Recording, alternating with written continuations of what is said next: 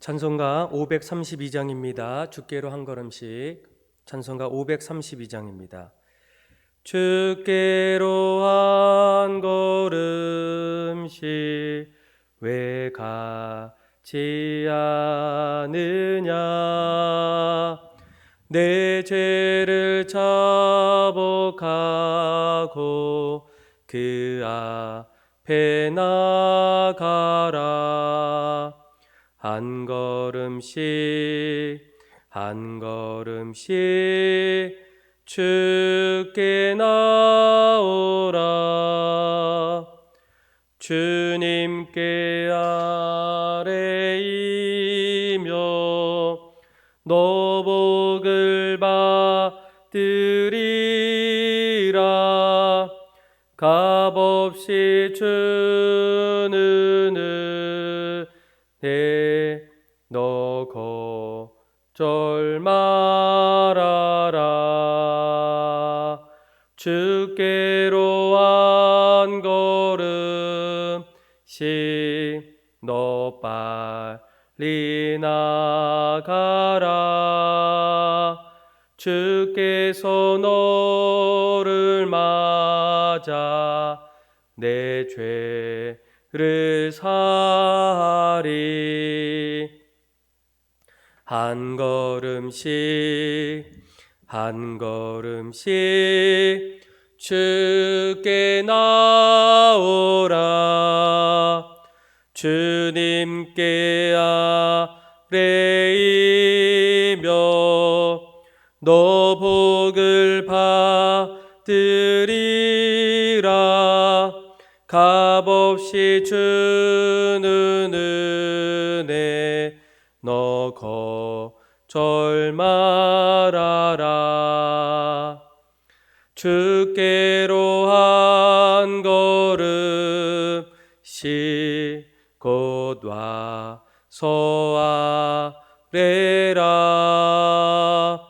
기쁘게 너의 몸을 주 앞에 드리라. 한 걸음씩 한 걸음씩 주께 나오라. 주님께 아뢰이며 너 복을 받으리라. 값없이 주는 은혜 너 걱정 말아라. 아멘. 오늘 하나님께서 우리에게 주신 말씀은 갈라디아서 6장 11절에서 18절의 말씀입니다. 페이지 수는 신약전서 309페이지입니다. 갈라디아서 6장 11절에서 18절의 말씀 제가 여러분들에게 봉독해 드리겠습니다.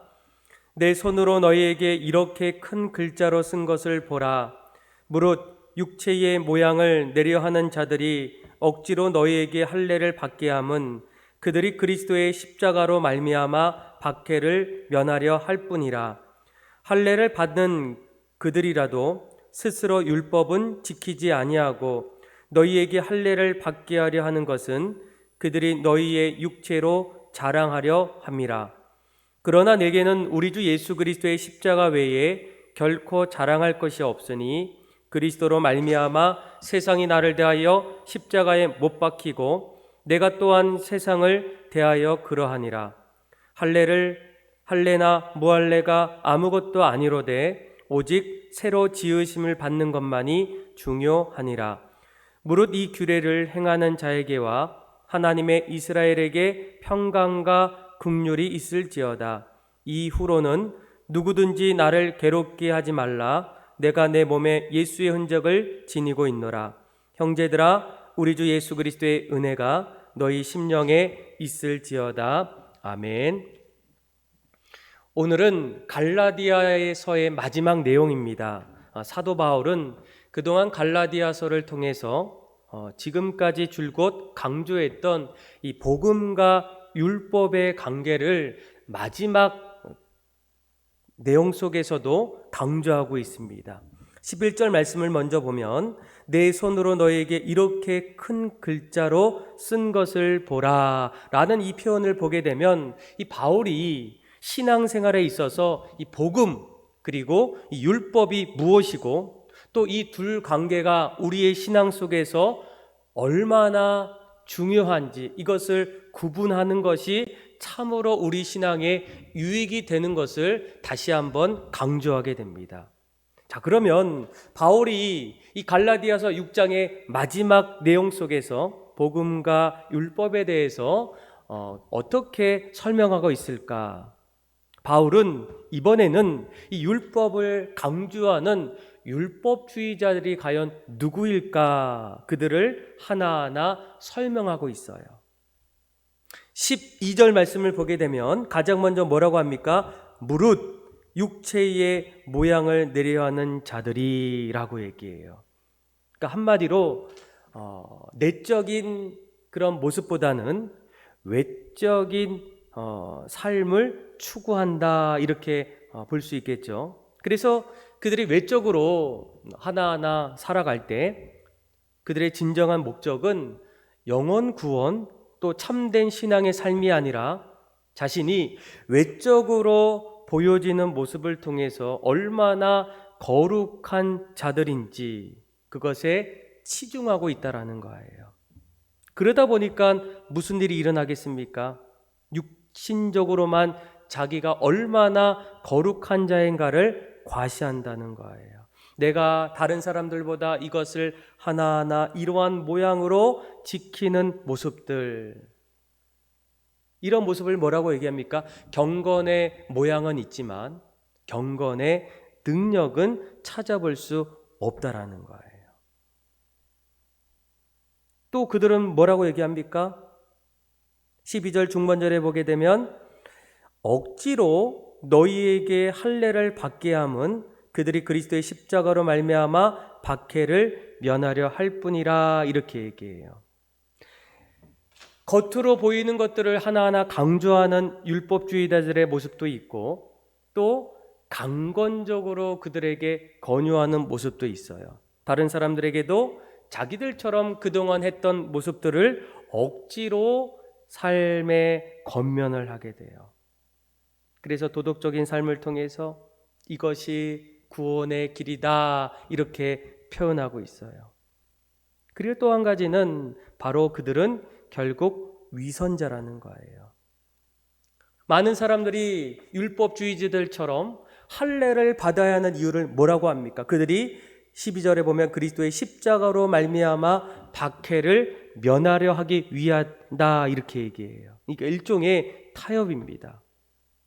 그러니까 율법주의자들의 삶은 거룩함을 큰 소리로 외치는 것 같아요. 이렇게 해야 됩니다. 이렇게 해야지만 구원을 얻을 수 있습니다. 그런데 그 이면에는 뭐가 있습니까? 십자가의 그 좁은 길의 삶을 면하기 위해서 그들은 보여지는 것들을 계속적으로 강조하고 있어요. 그래서 여러분 13절을 보세요. 결국 이 율법주의자들은 어떤 사람인가? 13절 한번 읽어볼게요. 할례를 받는 그들이라도 스스로 율법은 지키지 아니하고 너희에게 할례를 받게 하려 하는 것은 그들이 너희의 육체로 자랑하려 함이라. 이것이 바로 율법주의자들의 실체라는 거예요. 누구보다도 잘 지키는 것 같았는데 결국은 율법주의자들의 삶을 하나하나 들여다보게 되면 그들 역시도 지키지 않고 지키는 채 하면서 살아가고 있다는 거예요. 사람들에게는 나는 이렇게 많은 사람들을 돌아오게 했고 내가 얼마나 거룩한 사람이냐 이렇게 자랑하지만 그것이 결국에는 위선으로 드러날 수밖에 없다라는 거예요. 그런데 여러분 이런 율법주의자들의 모습을 보면서 오늘날 모든 교회가 그렇진 않지만 일부의 교회들이 교회 안에서 율법주의자들의 방향으로 가고 있지는 않습니까?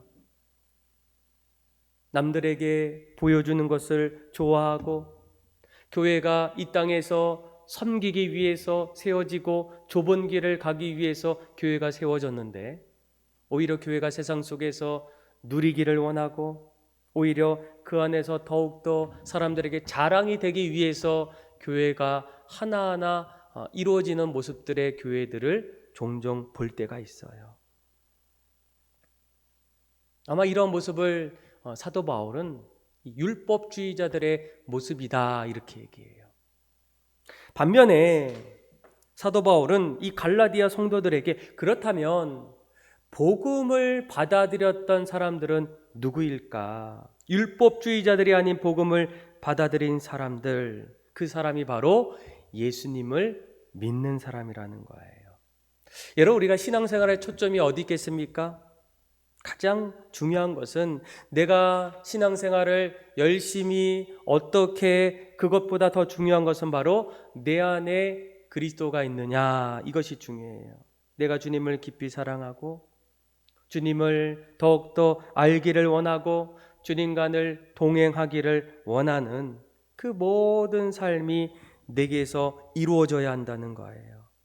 어떤 분들은 종종 교회 가면 아니, 왜 교회 가면 설교를 들을 때마다 늘 예수님의 이름만을 드려야 됩니까? 다른 이야기도 참 많이 있는데 밤낮으로 갈 때마다 예수님의 이야기를 듣는다는 거예요. 그런데 여러분, 교회는 어떻습니까? 밤낮 예수님의 이야기만 해야 된다는 거예요. 다른 것이 아무것도 사실은 중요하지 않다는 거예요. 뭐 중요하겠지만 예수님보다는 중요하지 않다는 거예요. 14절 볼까요? 사도 바울이 복음을 받아들였던 이 사람들은 어떤 사람인가? 그러나 14절에 이렇게 이야기하죠. 내게는 우리 주 예수 그리스도의 십자가 외에는 결코 자랑할 것이 없으니 그리스도로 말미암아 세상이 나를 대하여 십자가에 못 박히고 내가 또한 세상에 대하여 그러하니라. 아멘. 그러니까 사도 바울도 복음을 받아들일 때의 그의 고백은 어떤 고백이에요? 십자가 외에는 우리가 자랑할 것이 아무것도 없습니다. 왜겠습니까? 예수님께서 십자가를 통해서 우리를 죽음에서 건져주셨기 때문이에요. 십자가에서 우리의 죄를 대신 짊어지셨기 때문입니다. 우리는 더 이상 하나님과의 관계를 회복할 수 없는 그 자리에서 죄 없으신 예수 그리스도께서 이 땅에 오셔서 십자가 지시고 내가 짊어지고 내가 죽어야 될 그 모든 것들을 대신 짊어지셨던 그 자리의 현장이 바로 십자가의 사건이라는 거예요. 그래서 여러분 15절을 보세요. 할례나 무할례가 아무것도 뭐라고요? 소용없다는 거예요. 우리가 십자가 사건을 통해서 우리는 오직 새로 지으심 받은 것만이 우리의 삶 속에 중요하다는 거예요. 내가 무엇을 지키는 거, 그렇게 살아가는 거, 그것보다도 우리 안에 먼저 가장 중요한 것이 나를 다시금 새롭게 해주시고 거듭나게 하셨던 그 예수님의 그 놀라우신 은혜가 십자가의 사건을 통해서 일어나지 않았다면 우리는 지금 새로운 피조물도 아니고 하나님의 자녀도 아니고 복음 속에서 귀한 하나님의 백성이 될 수 없다라는 거예요. 그래서 우리가 십자가를 바라볼 때마다 날마다 하나님 앞에 감격과 감사에 대한 마음들이 끊임없이 우리 안에 일어나야 한다는 거예요. 아마 이 설교의 황태자라고 불렸던 스펄전 목사님의 일화 가운데 보면 이분은 늘 설교할 때마다 90% 이상이 늘 그리스도의 십자가를 설명하게 돼요. 내가 십자가를 사람들에게 전하지 않으면 답답하여 견딜 수가 없다는 거예요. 그만큼 스펄전 목사님의 설교는 영광스러운 그리스도의 십자가와 그리스도께 향한 집중적인 메시지가 그 안에 담겨 있어요. 그런데 하루는 이런 간증을 하게 됩니다. 어느 날 성경을 조용히 묵상하다가 십자가 장면이 나왔는데 마음속에 아무런 감격이 없다라는 거예요. 그것을 깨달았던 스펄저 목사님이 그 자리에서 울기 시작합니다. 주님, 나를 구원한 이 십자가의 사건 앞에서 내 마음속에 감격이 사라진 이유가 도대체 무엇입니까?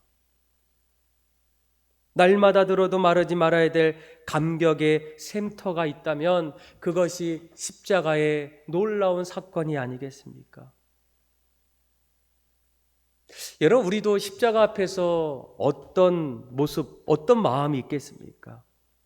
십자가를 향한 감격보다는 또 어떠한 그런 마음의 움직임 없는 또 십자가의 감격을 상실했다면 우리의 신앙에 어딘가 모른 근본적인 잘못이 그 안에 들어있지 않겠습니까? 왜냐하면 이보다 더 큰 영광스러운 것이 우리 인간의 삶 속에 없기 때문이에요. 기독교도 십자가 없는 기독교는 사실은 의미가 없어요. 십자가 없이는 제사함이 없게 됩니다. 십자가 없이는 우리의 삶이 새로워질 수가 없어요. 그래서 사도 바울은 복음 속에 반드시 그리스도의 십자가 외에는 내가 자랑할 것이 없다. 율법주의자들이 말했던 할례, 무할례, 지키는 거, 안 지키는 거에 따른 구원의 어떤 길이 아니다. 아무것도 그것은 소용이 없다라는 거예요. 이것이 바로 복음의 내용입니다.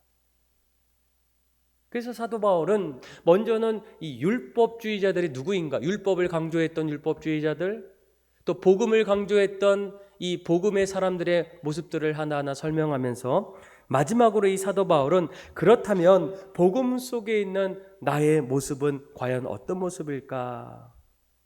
자, 17절을 보세요. 이후로는 누구든지 나를 괴롭게 하지 말라. 내가 내 몸에 예수의 흔적을 지니고 있노라. 아멘. 사도 바울은 더 이상 율법에 대한 이야기를 더 이상 꺼내지 말라는 거야. 다 소용이 없다는 거예요. 그리고 내가 복음을 받아들이고 십자가 앞에 섰을 때에 내 마음은 십자가의 흔적으로 또 예수의 흔적으로 나는 날마다 그것을 붙잡고 산다. 이렇게 고백해요.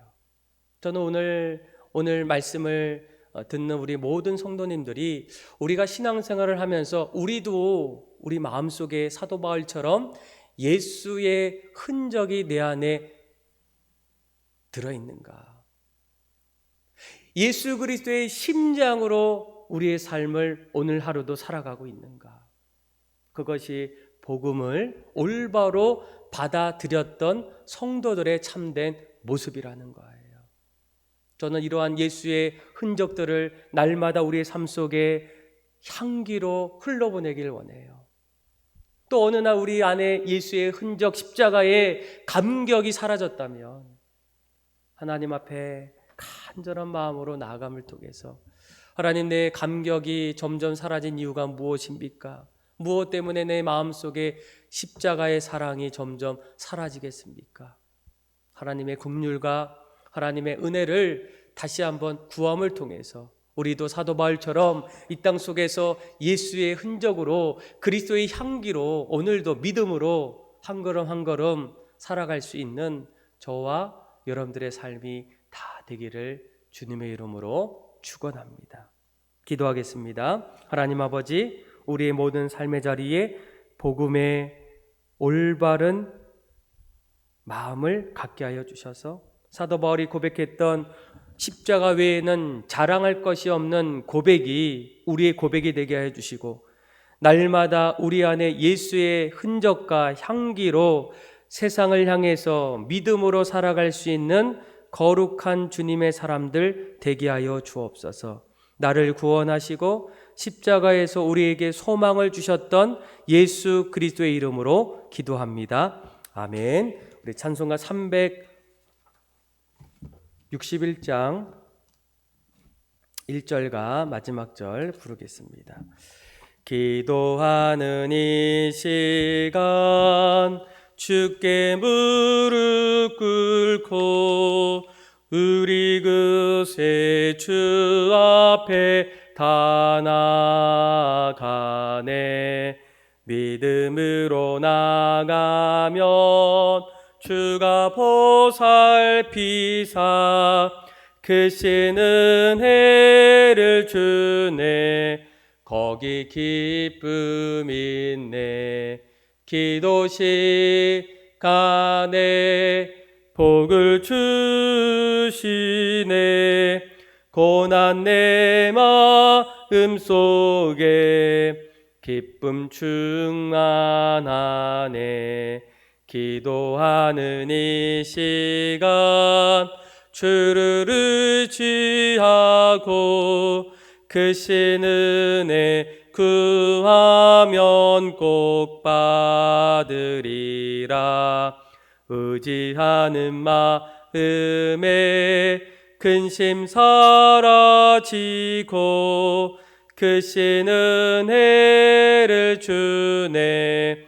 거기 기쁨 있네. 기도 시간에 복을 주시네. 고난 내 마음 속에 기쁨 충만하네. 다 같이 주기도문함으로 예배를 마치겠습니다. 하늘에 계신 우리 아버지, 아버지의 이름을 거룩하게 하시며 아버지의 나라가 오게 하시며 아버지의 뜻이 하늘에서 같이 땅에서도 이루어지게 하소서. 오늘 우리에게 일용할 양식을 주시고 우리가 우리에게 잘못한 사람을 용서해 준 것 같이 우리 죄를 용서하여 주시고 우리를 시험에 빠지지 않게 하시고 악에서 구하소서.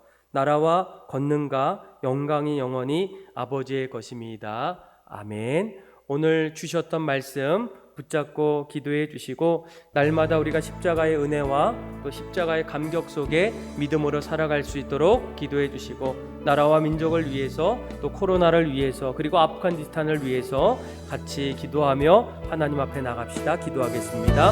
하나님 아버지 감사합니다. 오늘 말씀